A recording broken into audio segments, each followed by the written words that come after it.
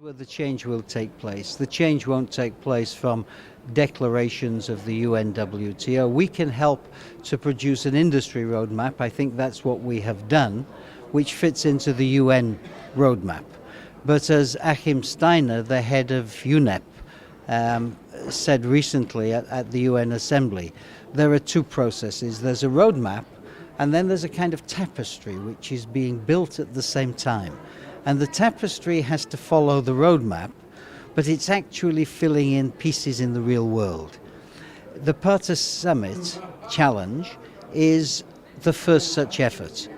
There will be others. There's actually an IATA meeting about the same time, which is trying to do something similar in the aviation sector. There will be national, there will be local events. We are strongly encouraging it.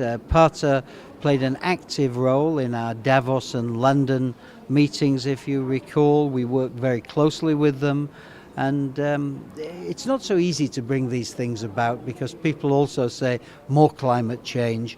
But the reality is, if we don't do it as a sector, then the governments will do it, rightly so, because it has to be done. I think we all know that the big economic drivers are going to be China and India, that these countries have to have development. They are going to therefore have to be using fuel. They're going to have to be using new technology and getting finance in order to do this. These will be the sorts of issues which are brought up at the Parta Summit, and we should all be talking about them because we all know there are no magic solutions. The UN system has identified 4 ways to deal with the challenge of climate change. Adaptation, changing the way you're doing things. Mitigation, stopping some things and doing some other things. The one that I think will be the big one, technology. Technology is where we will get the changes that we can't envisage because it hasn't been invented yet.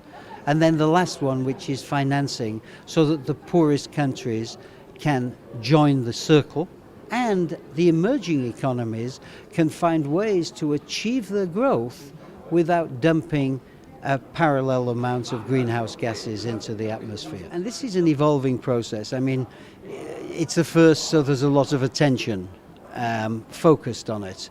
But in fact, we're talking about a 20, 30, 40-year game.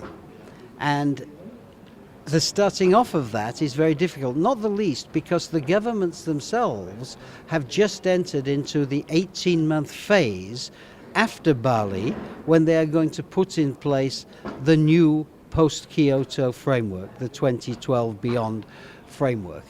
This is very difficult stuff to grasp when your problem is, do we put solar panels on our hotel?